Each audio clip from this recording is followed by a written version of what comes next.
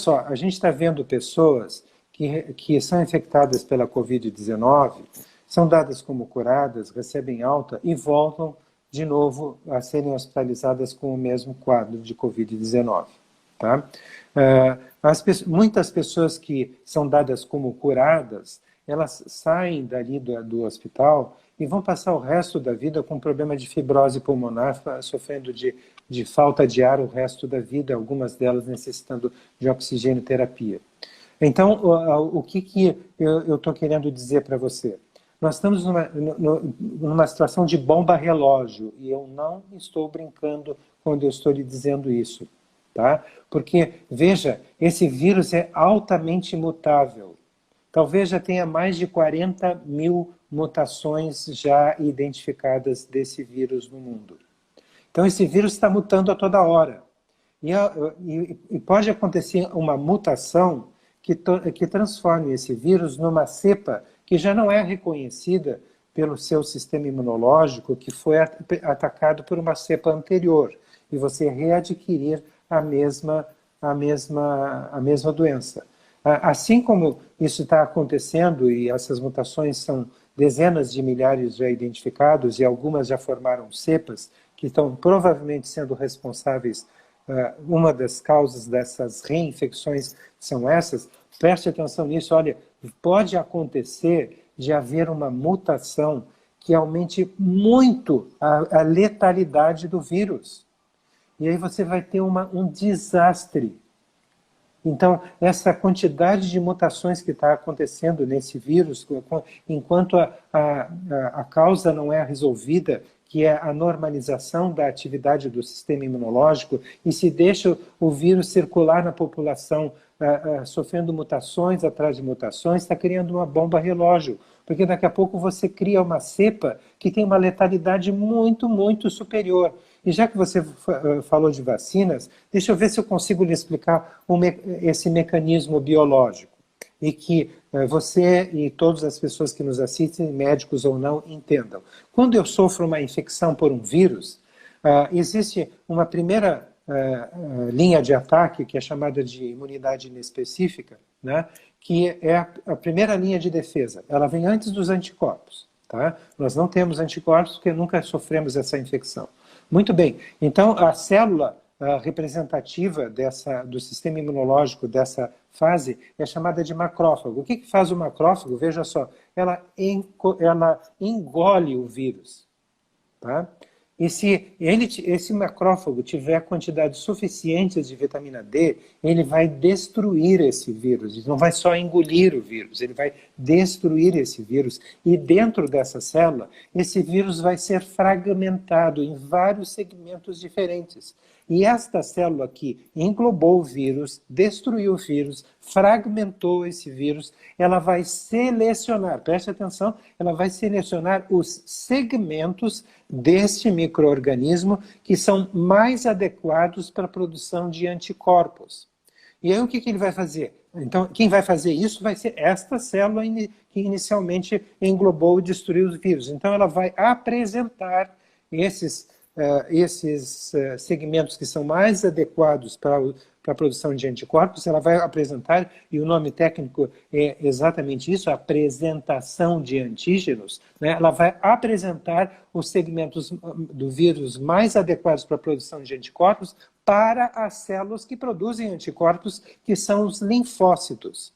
Então, existe um acoplamento, né, entre o macrófago, que está apresentando aqui os segmentos do micro-organismo, e o linfócito. O linfócito lê essa sequência de informações que estão sendo apresentadas pelo macrófago, e ele já sabe qual é o anticorpo que ele tem que produzir, ou quais os anticorpos que ele tem que produzir. Porque vários segmentos desse vírus que foram destruídos são apresentados para linfócitos, todos aqueles que forem mais adequados para o sistema imunológico daquele indivíduo específico são apresentados para o linfócito. Quando você produz uma vacina, é o pesquisador que escolhe um fragmento que ele acha que vai ser mais adequado para a produção de anticorpos e injeta no indivíduo.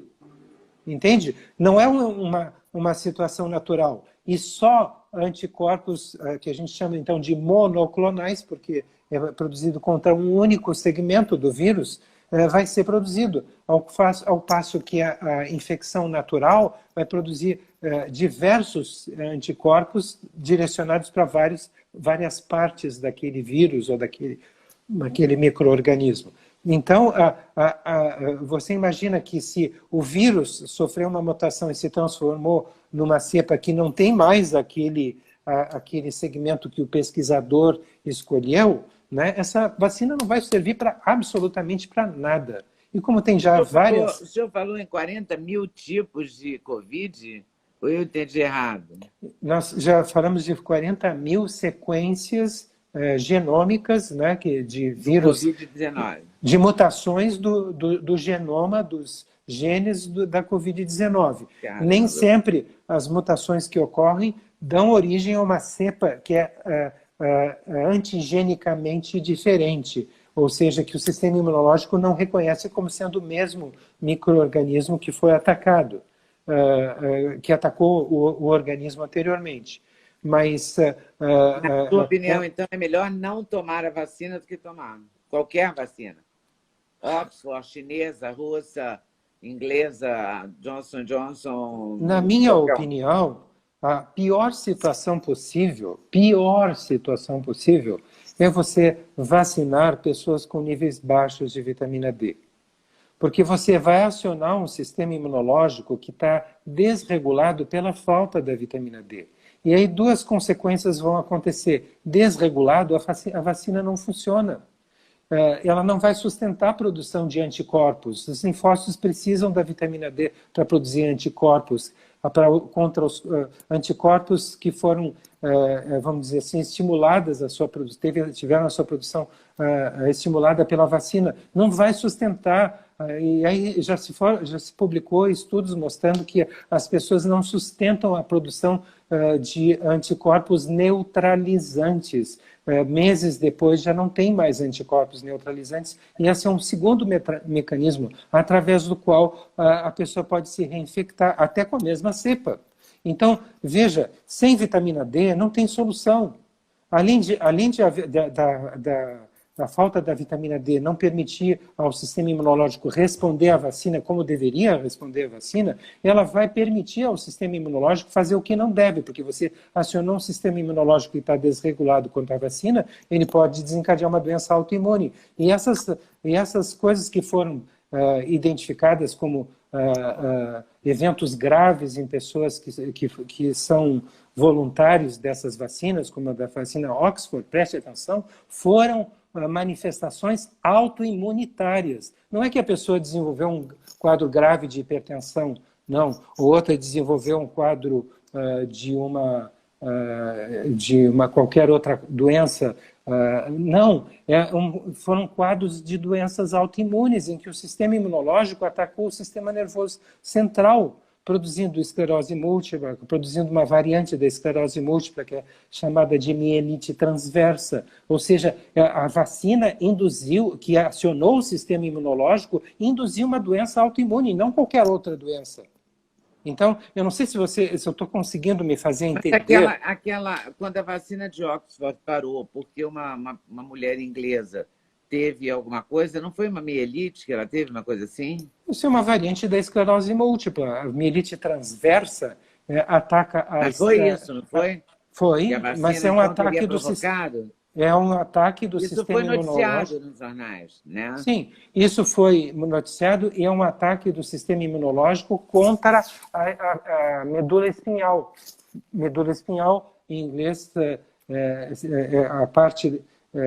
se chama mielite, quer dizer, a inflamação produzida pelo sistema imunológico se chama mielite. E no caso que, como afetou um segmento da medula espinhal, é chamado de mielite transversa, ou seja, foi uma agressão autoimunitária e não há como você chegar e excluir a possibilidade de que isso tenha sido desencadeado pela vacina, porque a vacina acionou um sistema imunológico que está desregulado pela falta de vitamina D e a pessoa desenvolveu uma doença autoimune. Como é que você pode chegar e dizer, não, isso foi avaliado por uma instituição independente, eles disseram que não tem nada a ver. Como pode afirmar que não tem nada a ver? Parece que já houve 3 casos até.